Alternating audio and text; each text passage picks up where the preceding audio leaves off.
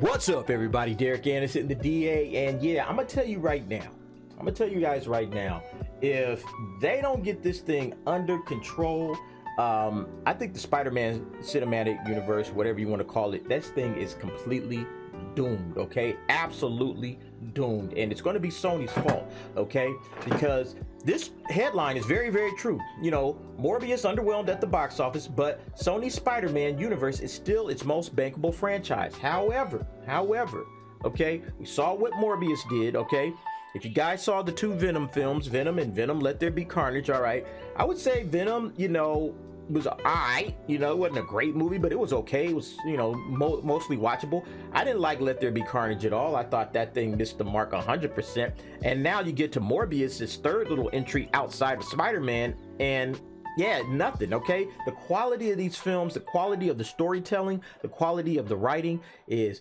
very, very bad. So I have a few other reasons why I think that this is gonna not quite meet the mark and be able to rise up and be able to do the kind of justice to some of these characters that it should. Now, before I get to that, if you do like my videos, and if you haven't done so already, go ahead and hit that subscribe link. It's right over there. If you do like the video, however, hit that little like button. Even if you don't have time to subscribe right now, that little like button helps this particular video make its way around the internet, and so other people will start joining the channel, and I definitely appreciate it if you do that. Let's go ahead and read through this article where it says Morbius underwhelmed at the box office, but Sony's Spider-Man universe is still its most bankable franchise. All true. Okay, all true. Now this is going back to CinemaCon.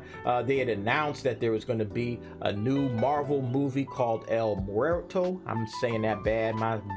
El Muerto, starring Bad Bunny. It comes as the studio's Morbius release is disappointing at the box office, but they have the rights to how many? Hundreds of Spider-Man characters, and it's their biggest franchise, and that's true. Okay, I don't think they've put more into it. It's had better results than, let's say, Ghostbusters, which is another Sony franchise that it owns.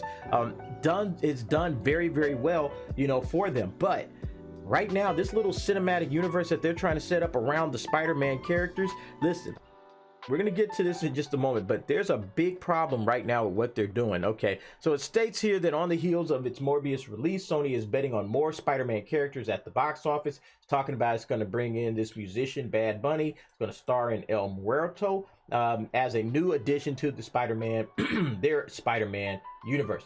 All right.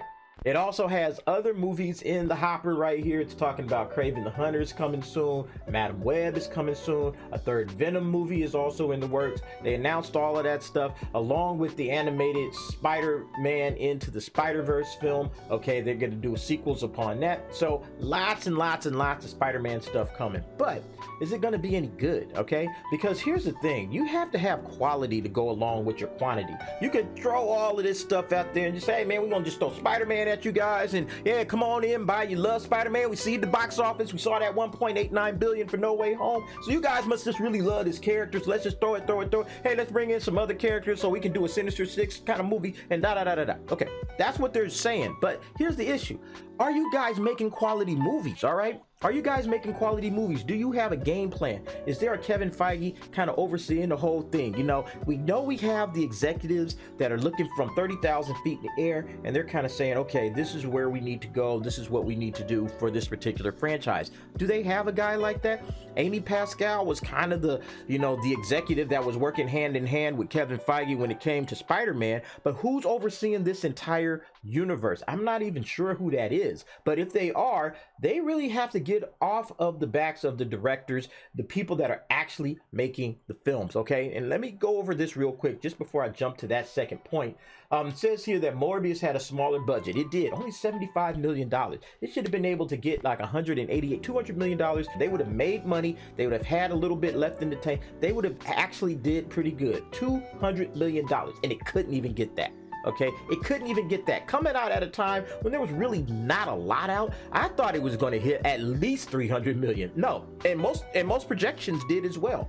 Didn't even do 200. Okay, and right now it's sitting at, let's see, there it is, sitting at $156 million, and it's probably about done. Okay, because you know next week is Doctor Strange. That's going to wipe the floor with everybody. So Morbius is going to be up and out of theaters in a heartbeat, and it didn't even crack 150 or 160 million dollars. That's sad performance for this film. Okay, and it's talking about how Venom crossed 800 million globally, Let There Be Carnage crossed 500 million globally. So this is all based on Venom being a known character, like people know who Venom is. So the first film, like I said, mostly enjoyable. People went and checked that out. But look, diminishing returns, 500 million last year. Now, yeah, there was a pandemic, so you could kind of maybe say the pandemic has something to do with that. Maybe you're right. Okay, but going forward, you see the 16% critic score. I mean, that thing, and then not only the critics, because people say, well, the critics don't know. Yeah, man, the audience gave it a C+.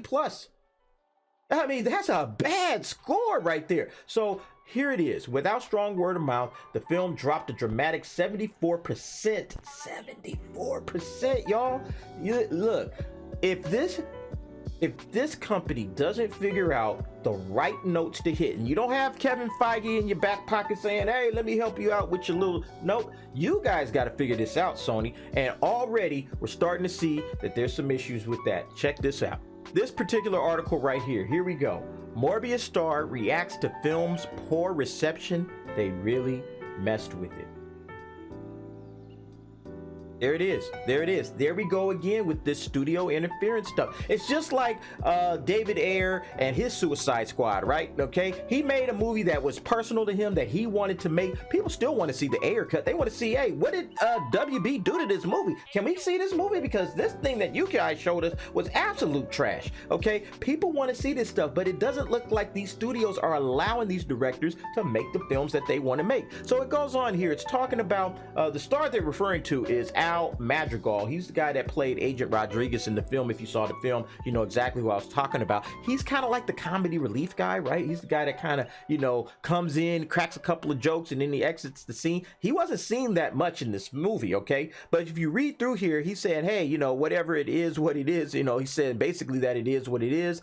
It's part of it. I really don't care. I got to spend 2.5 months in London, living in Chelsea, riding a bike around. I went to Amsterdam on the weekends. You know, he had a good time. He says, I had the time of my life. Even though you didn't see my scenes with Michael Keaton and Jared Leto, I did weapons training. I mean, this guy like put himself into this film, and it sounds like they just basically said, whatever.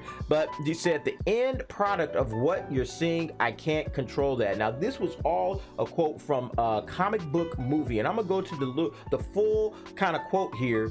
Close that out. All right, so it says here, it's a great message to take from this film, but on a second note, I know that, like myself, if you're a big comic book fan, it was great to see you in Morbius this year joining the Marvel Universe. He said, first of all, Morbius, not as bad as everyone's making it out to be. Sure, it had problems. Sure, they diced it up quite a bit. I had some hilarious lines that were cut out of the movie. I was very funny. You know, he's a comedian, so of course he's, you know, pumping himself up. You know, it says in London, when you shoot, they do a halfway party exactly midway through the film, and there's a big blowout. Editors came up to me, a gaggle of them said, oh my God, we see what you're doing, all the subtle stuff, all the jokes. I got to improvise through that freely. If they just left just 50% more of my stuff, you know. And he's laughing, of course, he's talking about himself, but he says, but I got butchered in that thing. I think that's what they did. They just really, because of COVID, they just had too much time to mess with it. They really messed with it. I mean, look at this right here. Okay, so he says here, it looked like you and Tyrese Gibson had a big action scene in the forest. We didn't see that in the film. Were there a lot of reshoots and big moments that were cut? Yeah, quite a few.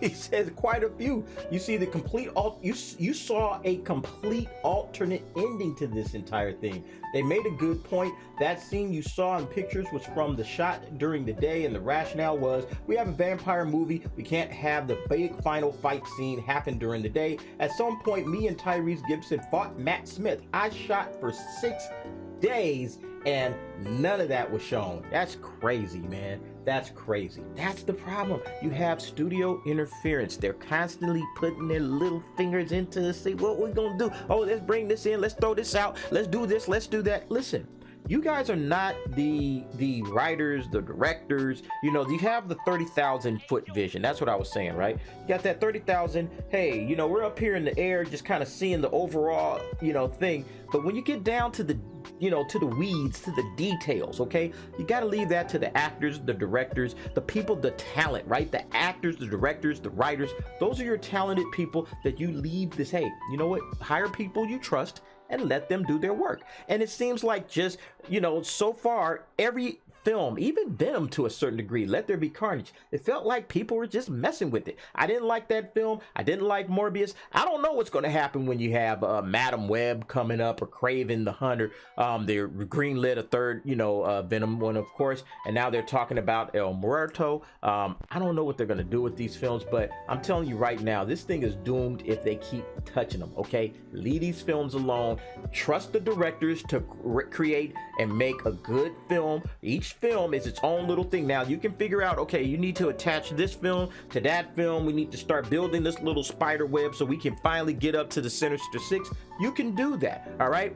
But the individual films have to work, okay? Otherwise, none of this stuff works, all right? If your individual pieces don't work together and they're not good on their own, it's just standalone, I can watch this and just enjoy this, I'm not going to want to see the next film, because I'm like, yeah, they're just trying to put together some, you know, crappy universe that nobody wants to watch, all right? So I think this is the message I have for Sony, if they would ever watch this, which they probably wouldn't. Find Kevin Feige, one person that just has an overarching vision, okay? He hires all the individual little people down below, but he stays out of it, okay? He just has his overall vision. We want to do this, this, and this. We want to eventually get to Sinister Six, and then we want to bring Spider-Man to go up against him. That's our goal, okay? But messing with individual films and taking people out, or we got to do this with the post-credit scene, oh, we got to change up this character, we got to cut all of this out. Knock it off. Trust your director, and those people will lead you to where you want to go, all right? But in that case, that's it for me, folks. I want to thank you for watching. Again, if you haven't done so already, go ahead and hit them buttons down there, subscribe and like, and I want to thank you for watching. See you next time.